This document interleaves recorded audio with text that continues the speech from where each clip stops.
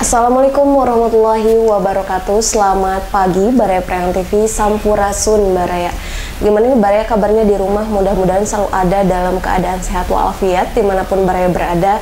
Seperti biasa pada pagi hari ini kita akan mengulas sejumlah informasi yang menarik di wilayah Priangan Timur, terutama di edisi hari ini, di edisi Kamis 12 Juni 2025. Banyak sekali informasi yang akan kita ulas di sini, terutama langsung saja ada informasi yang berasal dari daerah Garut Sumedang Baraya. Memang ini merupakan bagian dari berita duka, di mana pada momentum yang masih hangat sekali di momentum haji dan umroh, kita mendengar informasi bahwa saudara kita yang berada di daerah Garut ini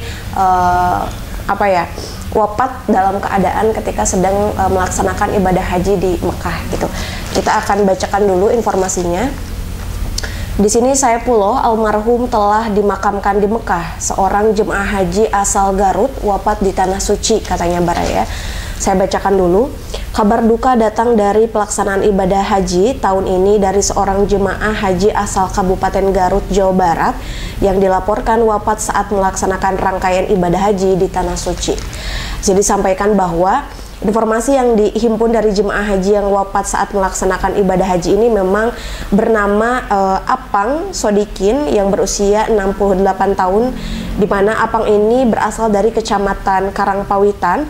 Almarhum ini wafat di Tanah Suci pada Kamis malam di tanggal 29 Mei di sini 2025 lalu, yang memang sekitar pukul 20.30 waktu setempat, yang selanjutnya jemaah ini dimakamkan di Tanah Suci.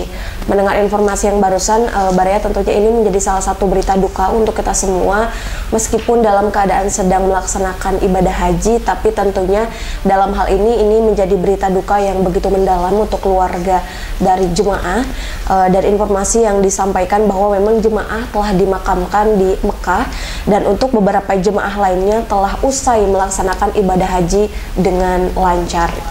Meskipun dengan usia di 68 tahun, tapi jemaah yang bernama Apang ini memang sudah dikategorikan sebagai jemaah yang layak Baraya untuk bisa mengikuti kegiatan haji. Makanya dari hasil pemeriksaan, begitupun dari hasil persyaratan yang masuk untuk kategori melaksanakan ibadah haji, dari jemaah yang wafat ini sudah bisa mengikuti ibadah haji. Namun takdir berkata lain, ketika memang sudah waktunya tentu ajal menjemput, tidak melihat siapa, di mana dan kapan. Di sini disampaikan Baraya bahwa dari Kepala Seksi katanya pelaksanaan haji dan umroh pada Kemenag Garut, Indra Ajwar di sini menyampaikan bahwa Apang ini memang tergabung dalam kelompok bimbingan haji dan umroh Al-Hidayah. Ia wafat pada Kamis 29 Mei 2025 sekitar pukul 20.30 waktu Mekah. Di sini disampaikan bahwa pemakaman dilakukan sesuai dengan prosedur dan tata cara yang diadakan di pemerintah Arab Saudi dengan penghormatan kepada jemaah yang telah wafat. Termasuk menurutnya juga di sini sampai saat ini pihak Kemenag Garut belum dapat memastikan penyebab pasti wafatnya almarhum. Namun mereka menyebut bahwa wafatnya Apang ini bagian dari takdir yang digariskan oleh Allah Subhanahu wa taala. Jadi dalam hal ini satu mungkin hal yang tidak bisa kita ketahui ya Bara, bahwa ya ajal menjemput bisa kapan saja dan di mana saja kepada siapapun. Namun dengan wafatnya salah satu jemaah haji asal Garut ini, mudah-mudahan kita doakan wafat dalam keadaan husnul khotimah. Oke, kita akan lanjut Baraya ke informasi di wilayah Kabupaten Tasikmalaya. Di sini ada informasi terkait APBD. Ini adalah pembahasan yang cukup hangat sekali untuk dibahas, karena kalau bicara anggaran itu agak menggelikan di telinga gitu Baraya ya. Di sini ada informasi, jangan abaikan pendidikan dan kesehatan meski APBD fokus pada infrastruktur, katanya. Rencana Bupati Tasikmalaya, Cecep Nurul yakin untuk memfokuskan anggaran pendapatan dan belanja daerah atau APBD 2025 pada sektor infrastruktur mendapat dukungan luas dari Dewan Perwakilan Rakyat Daerah atau DPRD Kabupaten Tasikmalaya. Meski begitu, Dewan memberi catatan penting agar sektor vital lainnya seperti pendidikan dan kesehatan tidak dikorbankan katanya. Kenapa sih kok jangan dikorbankan gitu ya? Kita akan bacakan dulu. Di sini dari Ketua Komisi 3 ya DPRD Kabupaten Tasikmalaya Haji Gumilar menyampaikan bahwa menyambut baik katanya langkah tugas yang memang akan dilaksanakan oleh salah satu pejabat dari Kabupaten Tasikmalaya ini, karena memang ia menilai bahwa pembangunan infrastruktur merupakan bagian dari kewajiban utama pemerintah daerah dalam mempercepat pemerataan pembangunan, termasuk meningkatkan kesejahteraan masyarakat. Karena kalau berbicara anggaran dari pemerintah ini tentunya harus bisa dialokasikan untuk peningkatan kesejahteraan masyarakat, termasuk jangan sampai tadi ada statement bahwa hal-hal yang berkaitan dengan vital yaitu seperti pendidikan juga kesehatan itu sampai dikorbankan. Artinya alokasi anggaran yang sudah ditetapkan untuk hal tersebut harus sesuai dengan apa yang diharuskan gitu. Jangan sampai anggaran untuk pendidikan atau untuk kesehatan misalnya malah dialokasikan untuk anggaran lain, padahal yang menjadi pembangunan penting itu adalah pembangunan yang bersifat vital seperti pendidikan dan kesehatan. Di sini juga disampaikan bahwa ia juga menekankan untuk perlunya pelaksanaan proyek infrastruktur ini berdasarkan dari desainnya, dari desain engineering design, agar nanti pembangunan yang tepat sasaran dan terhindar dari pemborosan anggaran. Apalagi kita ketahui bahwa sudah ada instruksi dari Presiden terkait efisiensi anggaran. Tentunya dengan anggaran yang sebegitunya harus dialokasikan dan digunakan untuk pembangunan infrastruktur yang lebih urgent, yang lebih penting. Jadi jangan sampai anggaran yang vital itu dipakai untuk anggaran yang lain gitu. Jadi tidak ada pemborosan anggaran dalam tanda kutip ya Bara ya. Termasuk di sini juga disampaikan bahwa data internal di sini menunjukkan bahwa sekitar 80% jalan di wilayah Kabupaten Tasikmalaya masih dalam kondisi rusak atau tidak layak.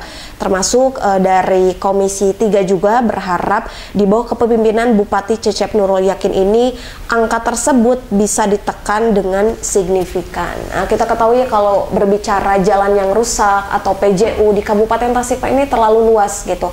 Kabupaten Tasikmalaya terdiri dari 39 kecamatan dengan anggaran yang demikian, tentunya banyak sekali harapan termasuk dari Komisi 3 tadi DPRD Kabupaten Tasikmalaya berharap supaya hal-hal yang memang hari ini menjadi permasalahan di Kabupaten Tasikmalaya, entah itu dari jalan yang rusak atau misalkan beberapa faktor lain lah yang menjadi permasalahan di Kabupaten Tasikmalaya ini bisa menjadi salah satu garapan yang signifikan yang kedepannya akan digarap oleh kepala daerah ini supaya kedepannya dengan anggaran yang ada dalam masa periode yang tidak lama, hanya 5 tahun, bisa terselesaikan gitu ya Bara ya. Itu untuk informasi di wilayah Kabupaten Tasikmalaya. Selanjutnya kita akan beranjak ke informasi di wilayah Kota Tasikmalaya Bara ya. Di sini masih tentang berita hangat Bara ya. Di sini kita akan beralih ke informasi yang berkaitan erat dengan lingkungan, karena kalau ngobrol lingkungan Bara ya pasti langsung notice ke Ciangir ya. TPA Ciangir yang selalu menjadi sorotan semua orang karena salah satu TPA ini selalu menjadi perhatian semua komunitas dan kalangan. Di sini ada informasi bahwa Pemkot dinilai lalai masa aksi desak Kadis LH dicopot. Pencemaran TPA Ciangir belum usai katanya. Di sini Bara ada potret, ada semacam banner yang bertuliskan pencemaran belum usai. Terlihat juga ada beberapa orang seperti masa aksi yang sudah melakukan demonstrasi terkait isu tadi di TPA Ciangir. Kita akan bacakan dulu informasinya. Di sini ada informasi masa aksi terdiri dari gabungan mahasiswa BEM FKIP dan BEM Fakultas Pertanian Universitas Siliwangi atau UNSIL serta organisasi lingkungan Indonesia Green Movement atau IGM di sini menggeruduk gedung DPRD Kota Tasikmalaya pada Rabu 11 Juni 2025. Di sini disampaikan bahwa kedatangan aksi massa untuk menyampaikan aspirasi langsung kepada para wakil rakyat termasuk atau terkait pencemaran lingkungan di sekitar tempat pembuangan akhir atau TPA Ciangir, Kecamatan Taman Sari, Kota Tasikmalaya. Dalam audiensi di sini yang disampaikan, mereka menyampaikan berbagai tuntutan dan keluhan terkait penanganan yang memang berfokus pada tempat pembuangan akhir tadi. Karena kalau berbicara Ciangir ini salah satu hal yang tentunya harus diperhatikan, apalagi kalau musim hujan, cuaca ekstrim, tentu masyarakat yang berada di lingkungan TPA Ciangir ini juga bisa rentan untuk terdampak, karena memang TPA yang dalam artian ini masih perlu banyak sekali penanganan gitu. Termasuk di sini juga disampaikan bahwa koordinator aksi di sini Muhammad Rafi Faza menyampaikan bahwa menilai, katanya memang untuk TPA Ciangir ini di sini pemerintah dan DPRD tidak becus, katanya ya, untuk menangani permasalahan lingkungan di Ciangir. Warga sudah bertahun-tahun hidup berdampingan dengan pencemaran, airnya kotor, ikan dan warga pun mati, katanya. Ini jelas mengganggu kehidupan. Para demonstran juga mendesak pemerintah untuk menjamin hak-hak dasar warga Taman Sari atas lingkungan yang sehat, udara bersih, air bersih, dan juga tanah yang subur, yang memang mereka klaim telah dirusak oleh akibat dari operasional TPA Ciangir dan pabrik daur ulang plastik di sekitaran lokasi tersebut. Jadi memang dengan adanya hal tersebut, ini juga tentunya menimbulkan keresahan juga dari masyarakat, kemudian komunitas-komunitas yang memang bergerak pada pecinta lingkungan, karena betul tadi disampaikan bahwa berbicara sungai atau misalkan tempat pembuangan akhir ini menjadi salah satu hal yang membuat para warga juga terganggu. Artinya dari pencemaran air yang kotor, kemudian dari udara yang tidak segar, ini tentunya mengganggu sekali masyarakat gitu.